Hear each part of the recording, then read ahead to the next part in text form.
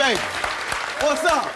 In the case of 9-month-old Cairo, Quan, you are the father. This man, Dr. Donald Cline, has secretly had enough children to fill 94 episodes of Maury. In a tale so wild and so trashy, it makes the Jerry Springer Show look like an episode of Sesame Street. So you're telling me this man had an affair with all of you?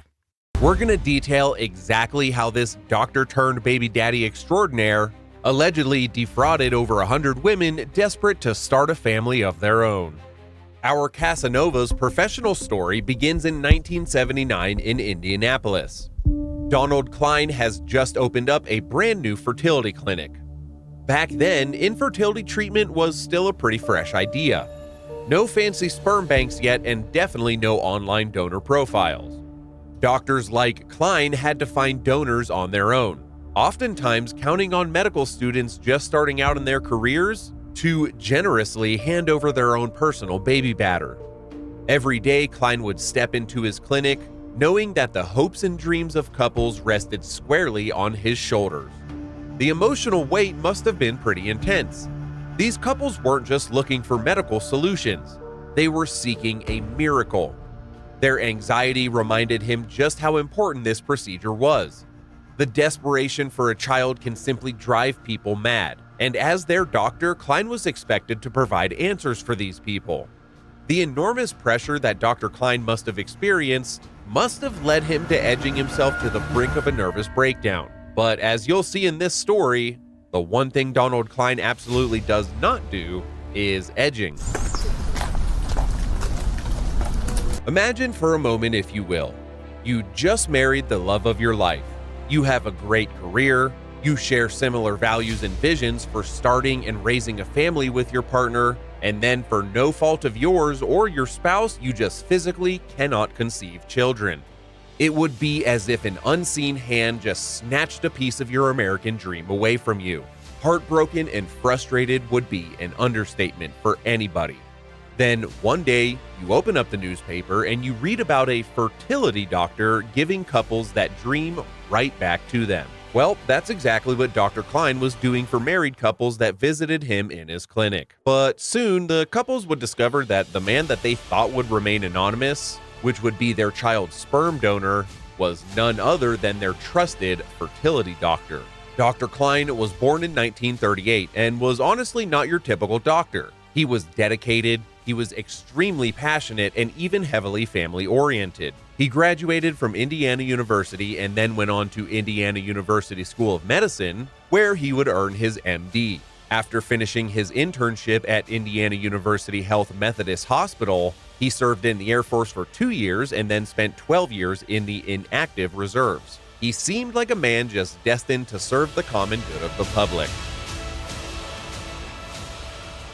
When I met with Cline, he was very matter-of-fact, and he knew at the time there was only 8 of us. So fast forward to 2014, Indiana resident Jacoba Ballard took a DNA test, and according to the genealogy company, she discovered that she had 8 half-siblings, all linked to Cline. This was more than just a family secret. It was a betrayal. Ballard would be quoted saying, her voice heavy with emotion. Imagine waking up one day to find out that you're part of a hidden family tree that was never meant to be known about. So in search of justice, Jacoba filed a complaint with the Indiana Attorney General's office. And guess what? They just could not charge Cline due to a lack of specific laws. Talk about frustrating. It felt like I hit a brick wall. She went on to talk about how many people felt helpless. 9 anchor Angela Ganote started her own investigation, diving deep into the extent of Cline's deception.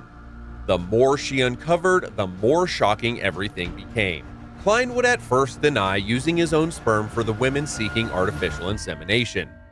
However, he would eventually confess to having done so about 50 times. 2017, Cline did plead guilty to 2 counts of obstruction of justice and received no jail time.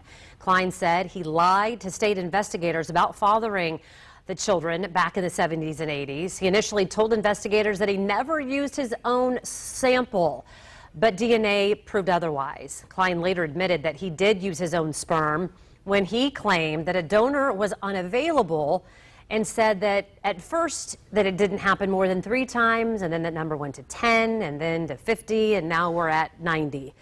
Following this case, Indiana did pass a law on fertility fraud. It allows for civil action in cases like this, and it increases the penalty for fertility deception. In the end, Cline faced just one legal charge, a felony for obstruction of justice leading to a suspended prison sentence. In Indiana at that time, there was no law against a doctor using his own sperm for insemination. To the families involved, it just felt like a slap in the face.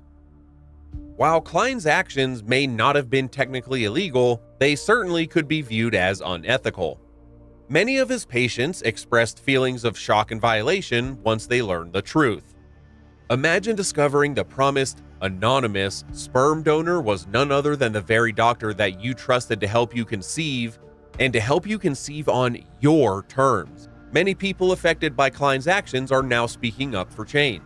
They're sharing their stories to raise awareness about the ethics of fertility practices. They feel confused and angry, trying to understand their identities as donor-conceived children.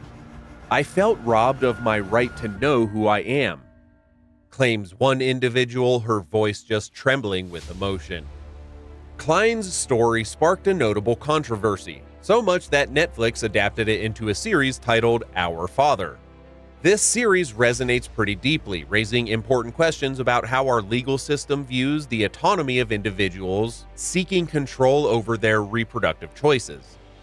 It also examines what restitution looks like when that autonomy is violated. The documentary encourages the viewers to reflect on the ethical implications of fertility practices. And, of course, to this day, the experts continue to debate whether or not anyone was actually harmed due to Cline's actions. On one hand, the mothers all asked the donor to be anonymous, and Dr. Cline agreed. None of the prospective mothers consented to Cline using his sperm to impregnate them. And why would he lie about it if he didn't think he was doing anything wrong? On the other hand, he gave those couples exactly what they asked for: a child for them to nurture and to love, a family. All of the children who are attempting to take legal action against Dr. Cline literally just wouldn't exist if it weren't for him. The technology for fertility just wasn't really there in the 80s, like it is today. Perhaps Dr. Cline surmised that it is what he had to do to help his clients. So we're going to leave it up to you, the viewer.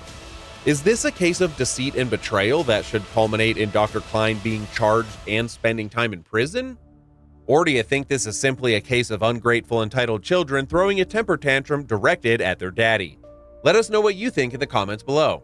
Thank you for tuning into this eye-opening story. Remember just to always advocate for yourself and stay informed about your healthcare choices. If you liked the video, press the thumbs up button, subscribe to the channel if you haven't already, and share this with your friends and family. See you next time.